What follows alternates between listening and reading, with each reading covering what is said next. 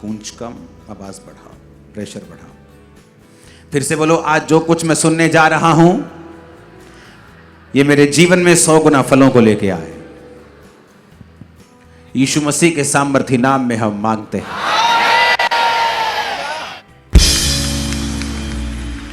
तो दो तरह के क्रिश्चियन आपको मिलेंगे। और एक बात बताता हूं आपको, मैंने अनॉइंटेड क्रिश्चियंस, अभिषिक्त लोगों को भी यह गलती करते देखा है। और इस वजह से शैतान ने अभिषिक्त लोगों की जिंदगी में काम भी किया है। रीजन, हर वक्त शैतान को देखना। टेस्टिमनीज को बाद में देते हैं, इनको पीछे कर दो। अपने पड़ोसी को बोलो, शैतान एक स्वर्गदूत है, वो हर जगह मौजूद नहीं रह सकता।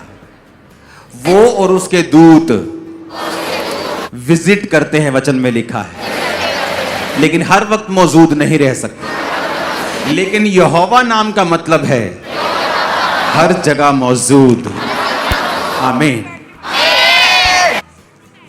अभिषिक्त लोगों ने गलतियां की। क्या गलती की? ओए तेरे कोल शैतान खड़ा, ओए तेरे जीवन च शैतान काम कर रहा, ओए तेरे ऊपर शैतानी आत्मा तेरे ते अटैक कर रहा, ओए तू शैतान के खिलाफ प्रार्थना कर, शैतान तेरी जिंदगी से काम कर। ये कभी कभी आपको मैसेज मिलता है, लेकिन हर बार शैतान कुछ हो गया, छींक आ गई, शैतान चाहे गोलगप्पे खा के आई हो, चाहे छोले भटूरे खाए हो, गला बैठ गया हो, बोले शैतान ने कर दिया। तो शैतान रोता है परमेश्वर के सामने, बोलता है परमेश्वर मैं तो इतना करता भी नहीं जितनी मेरी लोग मेरा नाम लगा देते हैं, इतना तो मैंने कभी किया ही नहीं। गंदा खाना, गंदा पीना, फिर कहना जी शैतान ने पथरी कर दी। पथरी का ऑपरेशन करवा लेंगे 15-20 हजार का, लेकिन घर में साफ पानी का फिल्टर नहीं लगाएंगे, फिर बोलेंगे शैतान ने कर दिया। तो दो तरह के लोग होते हैं, एक शैतानी कॉन्शियस, तेरे ऊपर शैतान है, मैं वहां गया मुझे शैतान दिखा, उनके घर में बड़ी दुष्ट आत्माएं थी। दूसरी तरह के क्रिश्चियन वो हैं जो स्पिरिट कॉन्शियस हैं, जो हर वक्त परमेश्वर की आत्मा की ओर ज्यादा ध्यान देते हैं कि मैं जा रहा हूं। वचन कहता है, आत्मा कहता है, धन्य है तू अंदर आते समय, धन्य है तू बाहर जाते समय, धन्य है तेरा बैंक बैलेंस, धन्य है तेरी कठौती, तेरा काम, तेरा धंधा, तेरा बच्चा, तेरी पत्नी, तेरा पति, जो भी तेरे पास है वो धन्य है। यहोवा का मतलब है हर जगह मौजूद। परमेश्वर की आत्मा जो मेरे अंदर है वो कहता है कि जिस आत्मा ने यीशु मसीह को मुर्दों में से जी उठाया, वो तुम्हारे मुर्दा शरीरों को क्यों ना जी उठाएगा। अगर मेरे अंदर परमेश्वर का आत्मा है, यहोवा जो हर जगह मेरे साथ मौजूद है, और वो मुझे कहता है धन्य है तू बाहर आते समय, भीतर आते समय, धन्य है जहां तू जाएगा परमेश्वर तेरे साथ है, तो शैतान कहां आ गया। जब कॉन्शियस ऐसा हो जाएगा, जब आपके विवेक में और आपकी सबकॉन्शियस में, माइंड में ये चीजें घुस जाएंगे कि परमेश्वर आपके संग है, तो आप वही फिर एक्सपेक्ट करेंगे जो परमेश्वर की ओर से आता है। और मोस्टली ऐसे गलती करने वाले लोग आत्मिक होते हैं, कम नॉलेज वाले आत्मिक, कम नॉलेज वाले पास्टर्स जो हर वक्त शैतान को महिमा देते हैं। और मैंने उनकी लाइफ में शैतान को काम करते हुए देखा है, बीमारियों के रूप में भी, तकलीफों के रूप में भी, क्योंकि उन्होंने शैतान का नाम ज्यादा लिया है और परमेश्वर का नाम कम लिया है। जबकि हमें परमेश्वर का नाम ज्यादा लेना है और शैतान का जिक्र कभी कभी करना है, ताकि लोगों को मालूम हो कि शैतान की वजह से ही घात होता है, नष्ट होता है, चुराया जाता है जीवन। जब भी आप अपनी लाइफ में चलें तो आपके सबकॉन्शियस में, आपके अंदर ये स्पिरिट में होना चाहिए कि आप परमेश्वर के बेटे और बेटियां हैं। वचन ये कहता है कि आपको शैतान और शत्रु की सारी सामर्थ पर परमेश्वर ने अधिकार दिया है। शैतान आपके लिए एक चीज होनी तो चाहिए, लेकिन मामूली होनी चाहिए। अगर आप उसे बड़ा बना देंगे कि शैतान के कारण मेरी शादी नहीं हो रही, शैतान के कारण मेरी जिंदगी में मुझे डिलीवरेंस नहीं हो रही, तो वो आपके शब्दों को पकड़ लेगा और जब तक आप ये अंगीकार नहीं करेंगे कि मुझे शैतान के ऊपर अधिकार है और आप उसको डांटेंगे नहीं अंदर से विश्वास के साथ, तब तक आपके जीवन में कुछ काम नहीं होगा।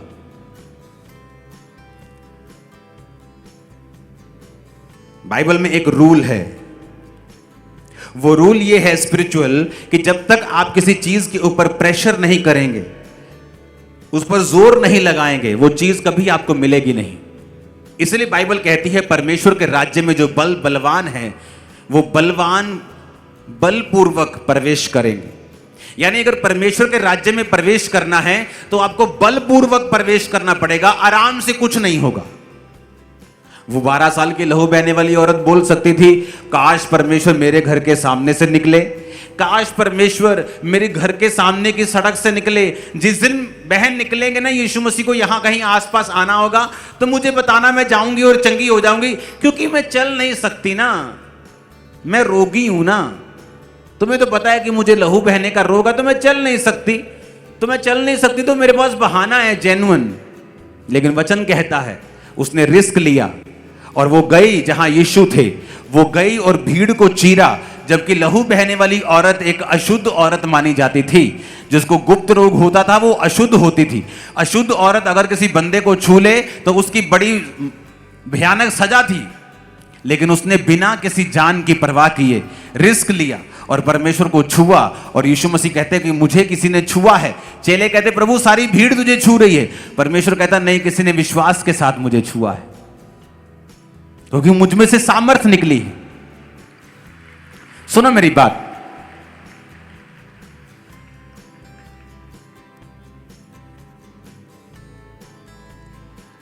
अगर आप बलपूर्वक प्रवेश नहीं करेंगे तो आप उसके राज्य में प्रवेश नहीं कर सकते।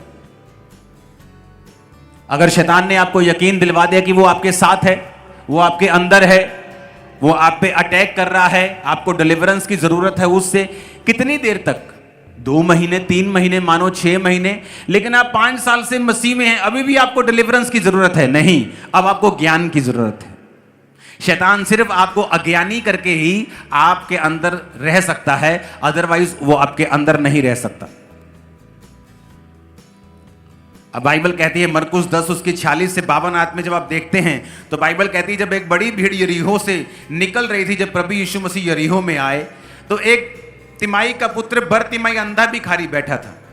जब उसने देखा कि यीशु मसीह नासरी है तो पुकार कर कहने लगा, हे दाऊद की संतान मुझ पे दया कर। बहुतों ने उसे डांटा कि चुप रहे। आप इमेजिन करो, एक अंधा है और जीसस को पुकार रहा है और लोग उसे डांट रहे हैं। क्या लोगों का दिमाग खराब है क्या? लोगों को पता है कि ये जीसस हैं, ये चंगा करते हैं, इसको आंखों की जरूरत है और वो पुकार रहा है, जीसस जीसस यीशु, और लोग कह रहे चुप कर। आज भी ऐसा होता है कि नहीं होता कि लोगों को पता है कि चर्च में जाके नशों से आजादी मिल रही लोगों को, फिर भी जब आप चर्च में जाते हैं वो आपको डांटते हैं, ओए चुप कर, चर्च के आते थे ऐसी तैसी। लोग आपको डांट सकते हैं, डिलीवर नहीं कर सकते। जिसने डिलीवर करना है उसका नाम जीसस है, यीशु है। बस इसकी डिले खत्म कर। लिखा उसने पुकारना बंद नहीं किया, वो पुकारता रहा। यीशु ने ठहर कर कहा, उसे बुलाओ। बाइबल कहती चेलों ने भी उसे कहा चुप रहने के लिए। जब जीसस ने बुलाया तो बाइबल कहती वो अपना कपड़ा फेंक कर उठा, जो कि भीख मांगने का लाइसेंस था। एक मन बना के उठा कि अब यीशु मसीह से ही मैंने चंगाई को लेना है, अब मैं दोबारा भीख नहीं मांगूंगा। अगर आपको परमेश्वर के राज्य में प्रवेश करना है, आपको छुटकारा लेना है, आपको परमेश्वर से उसका हाथ चाहिए, आप एक बड़ा काम चाहते परमेश्वर आपकी लाइफ में करें, 2 चीजें आपको करनी पड़ेंगी। आपको बलपूर्वक प्रवेश करना पड़ेगा, आपको एक मन होना पड़ेगा। अंधा बोल सकता था, सोच सकता था कि अगर जीसस ने चंगा नहीं किया तो इस रुमाल को कहीं छुपा लेता हूं, भिखारी होने का सर्टिफिकेट है ये रुमाल, तो भीख भी मांगने से जाऊंगा। तो वचन कहता है कि वो कपड़ा फेंक कर उठा, कपड़ा छुपा के नहीं उठा कि छुपा लेते हैं, पेट के अंदर डाल लेते हैं। अगर जीसस ने चंगा किया ठीक है, नहीं किया तो फिर भीख मांग लेंगे, क्या बात है। आज लोग बल लगाना भूल गए हैं। आप बलपूर्वक प्रवेश करते हैं। परमेश्वर आपको देने से पहले देखता है, आपके विश्वास को परखता है। लोगों ने डांटा, वो चुप नहीं किया। चेलों ने डांटा, वो चुप नहीं किया। जीसस ने कहा इसकी पुकार जेन्युइन है, इसे बुलाओ। आपने एक हफ्ता परमेश्वर को पुकारा, 2 हफ्ते पुकारा, आपका रिश्तेदार आया, ओए चुप कर, दोबारा चर्च गया तो देख ली तेरे ब्याह तो नहीं होना में। जीसस ने देखा अब ये क्या करता है। अगर तू चुप कर जाएगा तो तेरी आशीष तुझे कभी नहीं मिलेगी। तू अपने अंधेपन से, गूंगेपन से, अपनी बीमारियों से, गरीबी के श्रापों से कभी भी आजाद नहीं होगा। लेकिन जब जीसस ने देखा कि लोगों ने इसे चुप कराया और फिर भी ये चुप नहीं किया और लगातार बलपूर्वक प्रवेश करता रहा, पुकारता रहा, जीसस को आपके विश्वास को, आपके फेथ को ऑनर करना पड़ेगा, क्योंकि वो विश्वास की भाषा को समझता है। ऊपर कोई करेंसी नहीं चलती, सिर्फ विश्वास की करेंसी चलती। जिसका विश्वास बड़ा है, आज किसी के पास 5 मरले का घर है, कोई रेंट पे रहता है, किसी के पास 100 मरले का घर है, किसी के पास 5 एकड़ का घर है। बात है किसी के पास ज्यादा करेंसी है तो वो बड़ा घर खरीद रहा है, किसी के पास करेंसी नहीं है तो वो किराए पे रह रहा है, किसी के पास किराया देने की भी करेंसी नहीं है तो वो कहीं सड़क पे रह रहा है। बात करेंसी की है। हेवन में करेंसी चलती है विश्वास की। अगर आपका विश्वास बड़ा है आप बड़े काम कर सकते हैं। ठीक है आप ठीक काम कर सकते हैं। छोटा है आप छोटे काम कर सकते हैं। संपूर्ण विश्वास है। उसने कहा पहाड़ों को भी तुम हिलाओगे, बोलोगे जाओ और समुद्र में जा पड़, वो समुद्र में चला जाएगा। अब वो तुम्हारे ऊपर निर्भर करता है। तुमने यीशु को पुकारा, लोगों ने तुम्हें चुप कराया और तुम चुप कर गए। किसका नुकसान हुआ? तुम्हारा, क्योंकि यीशु मसीह ने फिर तुम्हें इग्नोर कर दिया। और यीशु मसीह ने पहली आवाज पे उसे कभी जवाब नहीं दिया। वो पुकारता रहा। कई बार तो लोगों ने इतना परमेश्वर को पुकारा कि चेलों को जाके परमेश्वर को कहना पड़ा, प्रभु ये बहुत देर से औरत तुझे पुकारती हुई आ रही है, तो इसकी प्रार्थना को क्यों नहीं सुन रहा? चेलों को बोलना पड़ा परमेश्वर को, प्रभु इसकी प्रार्थना सुन, ये बहुत देर से तुझे पुकारती हुई आ रही है, ये बहुत देर से तेरे पीछे जीसस जीसस यीशु यीशु कहती आ रही है, तू क्यों इसको इग्नोर कर रहा है? क्योंकि परमेश्वर के किंगडम के, उसके राज्य के रूल्स रेगुलेशंस हैं कि परमेश्वर के राज्य में अगर प्रवेश करना है आपको बलपूर्वक प्रवेश करना पड़ेगा।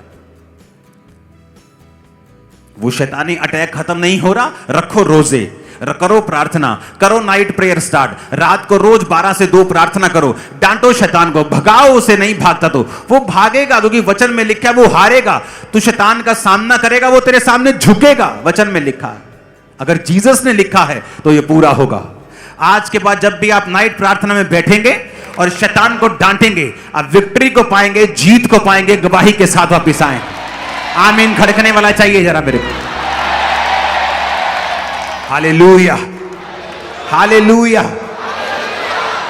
आप देखेंगे बाइबल में तो आपको जो भी कुछ कीमती मिला है वो बलपूर्वक मिला है। एलिया कहता अलीशा को, कहता चला जा, मुझे तेरी जरूरत नहीं है। दूसरा राजा 2 उसकी 1 से 15 बाइबल कहती है जब यहोवा एलिया को बवंडर के द्वारा स्वर्ग में उठाने वाला था तो उसने एलीशा को कहा चला जा, मुझे तेरी जरूरत नहीं। एलीशा कहता यहोवा की शपथ, तेरे जीवन की शपथ, मैं तुझे छोड़ूंगा नहीं। जब उसने छोड़ा नहीं तो एलिया ने कहा क्या चाहिए तेरे को? कहता मुझे तेरी आत्मा का दुगना भाग चाहिए। वो उसका दुगना मसा नहीं मांग रहा, वो दुगना भाग मांग रहा है।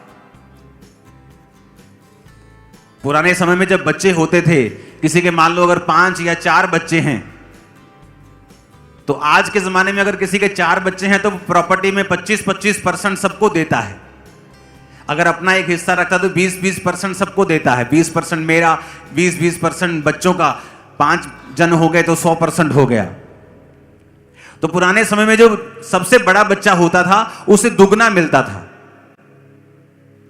यानी अगर 10 भाग होने हैं और सब बच्चों को 10-10 रुपए मिलने हैं तो बड़े बच्चे को 20 रुपए मिलते थे। अगर सबको 20-20 मिलने हैं तो बड़े बच्चे को 40 मिलते थे। तो एलिया क्या कर रहा था? एलिया उसको परख रहा था, और अलीशा क्या कर रहा था? वो ये दिखा रहा था कि मुझे दुगना भाग इसलिए चाहिए कि मैं ये क्लेम करता हूं कि मैं आत्मा में तेरा जेठा बच्चा हूं। जेठे के ऊपर ज्यादा जिम्मेवारियां होती हैं। कितने मेरी बात को समझ रहे हैं? जेठे के ऊपर सबसे ज्यादा जिम्मेवारियां होती हैं। तो जब बाइबल कहती है एलिया के दूसरे चेलों को पूछा गया, और जब उन्होंने अलीशा को बताया कि तुझे पता है आज हमारा गुरु स्वर्ग में जाने वाला है जीवित, उनको मालूम था कि एलिया चढ़ने वाला है। अलीशा कहता ओए चुप करो, मेरे को पता है, चुप करो। क्यों? क्योंकि एलिया की आंखें जो थी वो फल पाने की ओर लगी थी कि मैं ये प्रूफ करूंगा कि आत्मा में मैं इसका जेठा बच्चा हूं, और मुझे दुगना भाग चाहिए, दुगना अभिषेक चाहिए। जो दूसरों के पास है उससे दुगना हिस्सा मुझे चाहिए। और एलिया उसे परख रहा था कि अगर तुझे कुछ ऐसा चाहिए जो किसी के पास नहीं है, तुझे आत्मिक रूल्स को फॉलो करना पड़ेगा और तुझे बलपूर्वक प्रवेश करना पड़ेगा। वो उसको रिजेक्ट करता गया, चला जा चला जा। कहता मैं नहीं जाऊंगा, नहीं जाऊंगा, यहोवा की शपथ, तेरे जीवन की शपथ, मैं तुझे छोड़ के नहीं जाऊंगा। आप कुछ भी परमेश्वर से कीमती लेना चाहते हैं, आपको बलपूर्वक प्रवेश करना पड़ेगा। आराम से कभी नहीं मिलेगा। आपको अपना विश्वास दिखाना पड़ेगा, आपको उस चीज के लिए लगे रहना पड़ेगा। अब एलीशा ने दिखा दिया एलिया को कि मैं तेरा जेठा हूं और मुझे दुगना भाग चाहिए, क्योंकि किसी ने उसको फॉलो नहीं किया। सब जानते थे स्वर्ग पे चढ़ेगा, किसी ने उसको फॉलो नहीं किया, लेकिन उसने उसको फॉलो किया।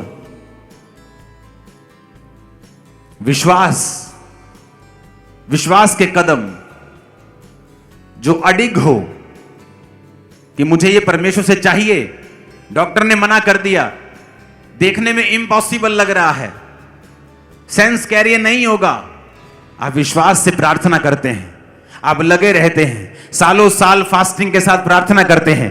एक दिन ऐसा आएगा, कुछ रातें भी ऐसी आएंगी जहां आपको लगेगा कि कोई फायदा नहीं, लेकिन एक दिन ऐसा आएगा जब आप अपनी लाइफ की सबसे बड़ी गवाही को ले चुके होंगे और परमेश्वर की महिमा कर रहे होंगे और परमेश्वर के नाम की स्तुति कर रहे होंगे कि आप परमेश्वर में खड़े रहे हो और आपने रूल्स को फॉलो किया है। हालेलुया, आपने रूल्स को फॉलो किया है। बोलो, उसके अपने पड़ोसी को परमेश्वर के राज्य में प्रवेश करना है तो बलपूर्वक प्रवेश करना पड़ेगा। फिर से बोलो ऊंची आवाज में, बोलो बलपूर्वक प्रवेश करना पड़ेगा। हमें थकना नहीं है, विश्वास में कम नहीं होना है, प्रार्थना में कम नहीं होना है, बल्कि लगे रहना है, लगे रहना है, लगे रहना है। विश्वास के साथ बलपूर्वक हमें परमेश्वर के राज्य में प्रवेश करना है। आमीन, ऊंचा खड़काओ जरा एक। हालेलुया। बलपूर्वक आप प्रवेश नहीं करेंगे, आप कहेंगे नहीं मैं कीती सी प्रार्थना, नहीं मैं गया सी चर्च, मैं दिता सी एक बारी टाइट, हाँ हाँ मैं बोया सी बीज बोन गया सी। आपको वो करना पड़ेगा लगातार। एक दिन की प्रार्थना से नहीं, 2 दिन, 3 दिन, 3 महीने, 3 साल, 10 साल आप प्रेयर को छोड़ेंगे नहीं।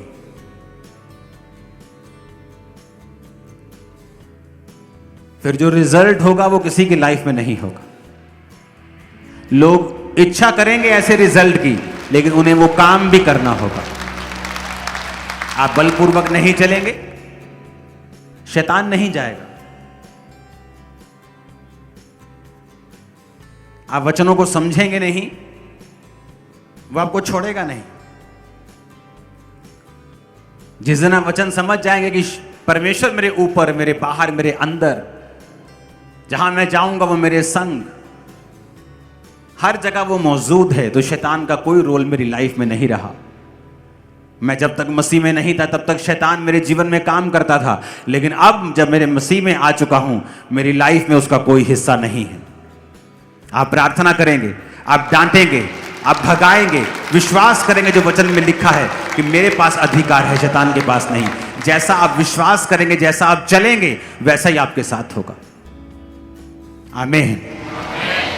आपको विश्वास में पक्के होना होगा, बलपूर्वक प्रवेश करना होगा।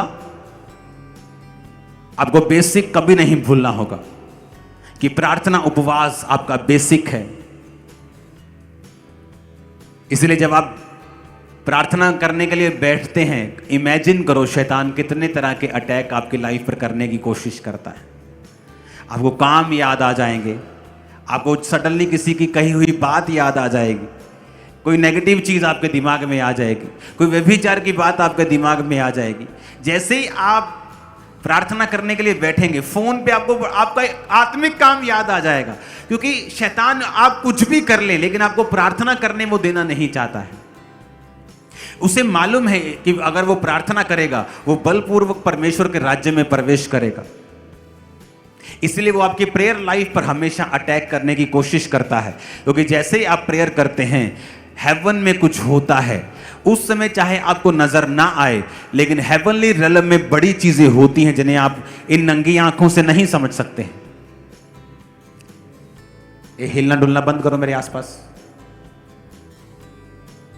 बाइबल कहती है डैनियल ने सोचा कि मैं प्रार्थना करूंगा, और बाइबल कहती है फास्टिंग के साथ वो प्रार्थना करने के लिए बैठा, और जब प्रार्थना करने के लिए बैठा तो परमेश्वर ने दूत को पहले दिन ही भेज दिया उसके जवाब के साथ। लेकिन वचन कहता है जब दूत उसको मिला 21वें दिन, तो उसने कहा मैं जब तू पहले दिन ही मन लगाकर प्रार्थना करने के लिए बैठा था तो मैं प्रार्थना का उत्तर लेके निकल आया, लेकिन रास्ते में शैतान मुझको रोके रहा। कहता फिर मिकाएल स्वर्गदूत आया और उसने उस शैतान से लड़ाई की। अब मैं जब तेरे से चला जाऊंगा वापिस तो मैं उस शैतान से फिर लड़ूंगा। अगर आप हिस्ट्री की बुक्स को पढ़ें तो बाइबल कहती है, हिस्ट्री की बुक्स कहती हैं बाइबल के उस वचन के बाद वहां की जो गवर्नमेंट थी वो बदल गई थी, राजा चेंज हो गया था। आत्मा में कुछ हुआ, ऊपर हुआ, लेकिन धरती पे उसका रिजल्ट कुछ महीनों के बाद आया। कई बार आप नहीं समझते, नहीं जान पाते कि परमेश्वर क्या कर रहा है, लेकिन जब आप प्रार्थना में होते हैं, गैर भाषा की प्रार्थना करते हैं, तो आपको यह मालूम नहीं होता आप क्या कर रहे हैं, लेकिन आपको बाद में मालूम होता है कि परमेश्वर ने किस तरह से आपके रास्तों को खोला है। कोई बंदा बैठकर इस समय आपके खिलाफ योजनाएं बना रहा है, आप उसे जानते भी नहीं, आपने उसे देखा भी नहीं, उसने कभी आपसे वो मिला नहीं, लेकिन फिर भी वो आपके खिलाफ योजनाएं बना रहा है। कौन उन योजनाओं को नाश करेगा? आपकी प्रार्थनाएं उन योजनाओं को नाश करेंगी। नाश ही नहीं करेंगी बल्कि शर्मिंदा करेंगी, गड्ढे में डाल देगी उन सब योजनाओं को। मैं आपको बता रहा हूं, जब आप प्रार्थना करेंगे। एक दिन एक बंदा रात को बेचैन होकर उठा, और जब बेचैन होकर उठा तो पवित्र आत्मा ने कहा गैर भाषा में प्रार्थना करो। वो गैर भाषा में प्रार्थना करता गया, कितनी देर बेचैनी खत्म नहीं हुई। एक समय आया, कुछ घंटे के बाद बेचैनी खत्म हो गई। कई बार आप बेचैन फील करते हैं, रात को एकदम से नींद आपको जाग जाती, आप बोलते हैं मुझे रात को नींद नहीं आती। परमेश्वर का आत्मा कई बार आपको उठाता है रात को प्रार्थना करने के लिए, लेकिन आप उसके मैसेज को, आप आत्मिक रूप से इतने मैच्योर नहीं होते कि आप उन मैसेजेस को समझ सकें। कई बार आपको बेचैनी अगर फील होती है तो वो प्रार्थना की कॉल होती है कि आपको प्रार्थना करनी है। कई बार बड़ी निराशा फील होती है, कई बार दिल में आपको बड़ा डीप, आपको बड़ा सैड फील होता है, लेकिन आप जब देखते हैं यार आप तो घूम फिर रहे हैं, आप तो बड़े इंजॉय कर रहे हैं, लेकिन ये स्पिरिट में जो सैडनेस है, स्पिरिट में कुछ बेचैनी है कि किस लिए मेरी लाइफ में आ रही है, वो एक प्रार्थना की कॉल होती है कि परमेश्वर का आत्मा आपको प्रार्थना करने के लिए कह रहा है। कितने मेरी बात को समझ रहे हैं? उस बंदे ने प्रार्थना की, तब व्हाट्सएप नहीं होते थे, फोन नहीं होते थे, कुछ नहीं होता था। थोड़े दिन बाद वो अपने सगे भाई से मिला और उसके सगे भाई ने बताया मेरे भाई फलानी डेट को रात को इतने बजे मुझे हार्ट अटैक हुआ, और जब हार्ट अटैक हुआ तो मैं मर गया और मुझे हॉस्पिटल लेके जा रहे थे, लेकिन सडनली कुछ देर के बाद मेरी सांसें वापस आ गई। तो उसने कहा किस तारीख को हुआ? उसने कहा मेरे को ये फलानी तारीख को, इस तारीख को हुआ। उसने कहा उसी तारीख को मेरे को परमेश्वर ने कहा था उठाकर, जो मैं बेचैनी फील कर रहा था रात को उठ गया और मैंने गैर भाषा में प्रार्थना की थी। और वचन में लिखा है कि तुम अपने अति पवित्र विश्वास में प्रार्थना करो, गैर भाषा में प्रार्थना करो। इसलिए पौलुस ने कहा मैं आत्मा में प्रार्थना करूंगा, मैं बुद्धि से भी प्रार्थना करूंगा। आत्मा से प्रार्थना कैसे करनी है? गैर भाषाओं से। बुद्धि से कैसे करनी है? जो मुझे चाहिए, परमेश्वर ये वाले रास्ते को साफ कर, परमेश्वर ये वाले रास्ते को साफ कर, परमेश्वर मेरे भाई को बचा, मेरी फलानी बहन को बचा। बुद्धि से प्रार्थना। आत्मा से प्रार्थना कैसे करनी है? गैर भाषा से प्रार्थना, क्योंकि बाइबल कहती है आप नहीं जानते आने वाले समय में क्या होगा, आप नहीं जानते प्रार्थना किस रीति से करनी चाहिए। वो आपको तरीके के बारे में बात नहीं कर रहा कि किस रीति से करनी चाहिए, कि पहले मैं ऐसे हाथ उठाऊं, ऐसे घुटने लगाऊं, वो उस रीति की बात नहीं कर रहा। क्योंकि प्रार्थना, आत्मा ये कह रहा है कि तुम्हें नहीं पता फ्यूचर में क्या होगा, कौन तुम्हारा दुश्मन है, कौन तुम्हारे लिए क्या सोच रहा है, कब फ्यूचर में तुम्हारे साथ क्या होगा। इसीलिए वचन कहता है कि जो धर्मी होता है और आत्मिक होता है वो बुरे समाचार से डरता नहीं है। धर्मी कभी भी फ्यूचर के बारे में चिंतित नहीं रहता, उसे पता है परमेश्वर कहता है मैं पहला और आखिरी हूं। उसने रेस शुरू भी की है और वो रेस के आखिर में भी है। वो कह रहा है मैं आखिर में पहुंच गया हूं, बेटा तू आजा, बेटी आजा, कोई प्रॉब्लम नहीं होगी, आजा तू, मेरे तेरे साथ हूं। आप मेरी बात समझ रहे कि नहीं? आप लुधियाना में हैं मान लीजिए, और लुधियाना से जलंधर आना है, और एक बंदा आपको कह रहा है जलंधर से कि चिंता मत कर, आजा, मैं पार कर चुका हूं। वो परमेश्वर है, हम रास्ते में हैं। परमेश्वर कह रहा है आजा, मैं पार कर चुका हूं, मैं आखिरी हूं, तू आजा, मैं तेरे साथ हूं, मैं तेरे संग हूं, मैं तुझे छोड़ूंगा नहीं, त्यागूंगा नहीं, तेरे संग रहूंगा, अपने धर्म में हाथ से तुझे संभाले रहूंगा, तू ना गिरेगा। कितने मेरी बात को समझ रहे हैं? हमें ये बातों को समझने की जरूरत है। इसलिए शैतान आपके प्रार्थना के जीवन के ऊपर अटैक करता है। तो जब उसने बताया कि उस रात मैंने प्रार्थना की थी गैर भाषा में, मुझे नहीं मालूम प्रार्थना मैं किसके लिए कर रहा हूं। आप प्रार्थना कर रहे हैं, हो सकता है आपके पास्टर के लिए प्रार्थना कर रहे हो, अपने बच्चों के लिए प्रार्थना कर रहे हो, आने वाले किसी बैड न्यूज को कैंसिल करने के लिए प्रार्थना कर रहे हो। और इमेजिन करो आपको आत्मा बेचैन करता है, या आपको प्रार्थना करने का अंदर से आपको एक मन होता है, लेकिन आप प्रार्थना नहीं करते। सोचो आने वाले समय में फिर जब वो चीजें होंगी तो हमें मालूम नहीं होगा, और हम कहेंगे ओ परमेश्वर जी, हम मेरे साथ ऐसा कैसे हो सकता है, मेरे ऊपर ये शैतान ऐसे काम कैसे कर गया, मेरे बच्चे के जीवन में शैतान काम क्यों कर गया, मेरे फलानी जगह के ऊपर शैतान कैसे काम कर सकता है। क्योंकि वो मोमेंट था एक, उस मोमेंट में आपने मिस कर दिया, तो शैतान को पता है इसने मिस कर दिया, और इसलिए तो कहा है पवित्र आत्मा तुम्हारा मददगार है। कई बार आप एक जगह पे खड़े हैं और आप कुछ बोलने लगते हैं, परमेश्वर का आत्मा कहता है चुप कर जा, मत बोल।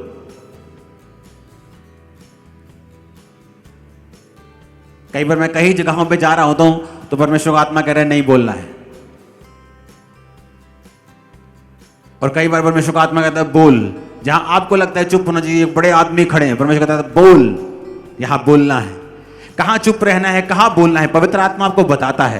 प्रार्थना करनी है, पवित्र आत्मा आपको बताता है। जैसे ही आप पवित्र आत्मा की सहायता से प्रार्थना करना शुरू करते हैं, आप फ्यूचर में कई सारी बैड न्यूज को कैंसिल कर लेते हैं, कई सारे रास्तों को ओपन कर देते हैं, कई सारी अपॉर्चुनिटीज आपकी लाइफ में एंटर करती हैं जब आप आत्मा में प्रार्थना करते हैं। क्योंकि बिना बल पूर्वक आप उसके राज्य में प्रवेश नहीं कर सकते, बिना विश्वास के आप उसको प्रसन्न नहीं कर सकते।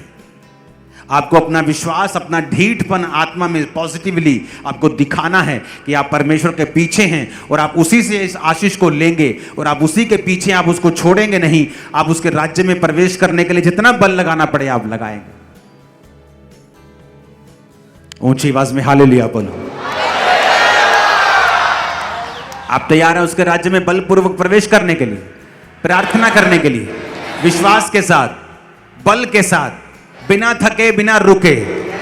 और आपके कॉन्शियस, सबकॉन्शियस मन, आपका विवेक हर वक्त इस बात को समझने के लिए कि मेरे चारों ओर परमेश्वर का घेरा है, शैतान का घेरा नहीं। किसका घेरा है? आपके अंदर कौन है? परमेश्वर। क्या शैतान आपको छू सकता है? ना, वो तो डरता है आपसे। लेकिन जब आप अपने मुंह से कह देते हो कि शैतान मेरे पे अटैक कर दा, तो शैतान कहता है ये तो कुछ और कह रहा है। क्योंकि शैतान को नहीं पता आपके दिल में क्या है, स्वर्गदूत को नहीं पता होता आपके दिल में क्या है। वो आपको मैसेज देता है, स्वर्गदूत ने कहा जकरिया तेरी प्रार्थना सुन ली गई है, तेरे बेटा होगा। अब स्वर्गदूत देख रहा है कि जकरिया क्या बोलेगा, क्योंकि जकरिया के दिल में क्या चल रहा है स्वर्गदूत को नहीं पता। जकरिया कहता है ये कैसे हो सकता है, मेरी पत्नी तो बहुत बूढ़ी है, वो तो बांझ है। स्वर्गदूत कहता ले अभी ये अपना काम खराब करेगा, अगर ये बोलता रहा तो अपनी बोल से ही अपनी वाइफ के गर्भ को बंद कर देगा ये। उसने कहा मैं तेरे को गूंगा करता हूं। क्यों गूंगा कर रहा हूं? ताकि तू ये बोल बोल के अपनी आशीष गवा ना ले। जब प्रेगनेंसी हो जाएगी, बच्चा हो जाएगा, मैं तेरी जुबान खोल दूंगा।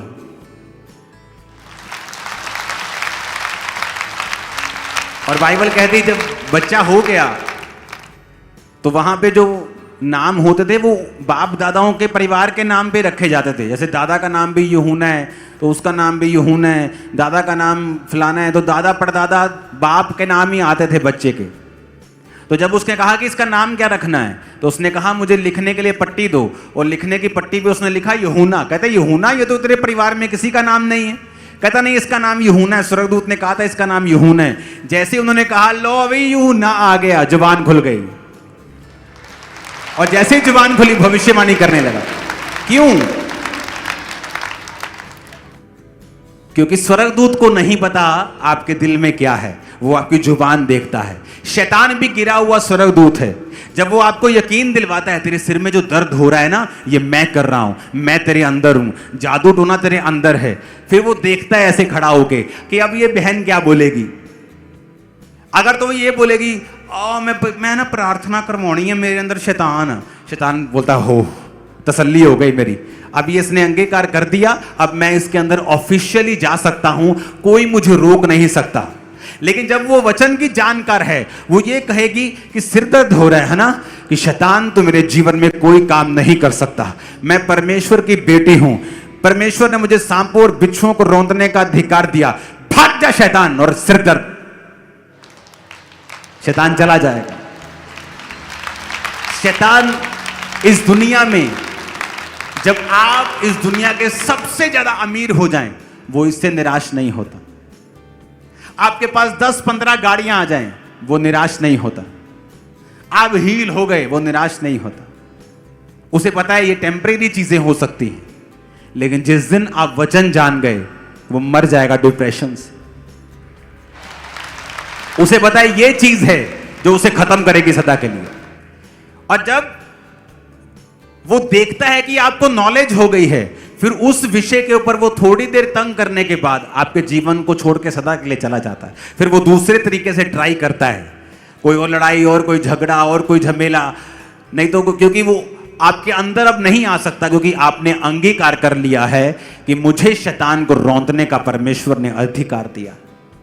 अगर आप अंगीकार नहीं करेंगे, दुनिया का कोई पास्टर आपको डिलीवर नहीं कर सकता। अगर आपका अंगीकार रॉन्ग है तो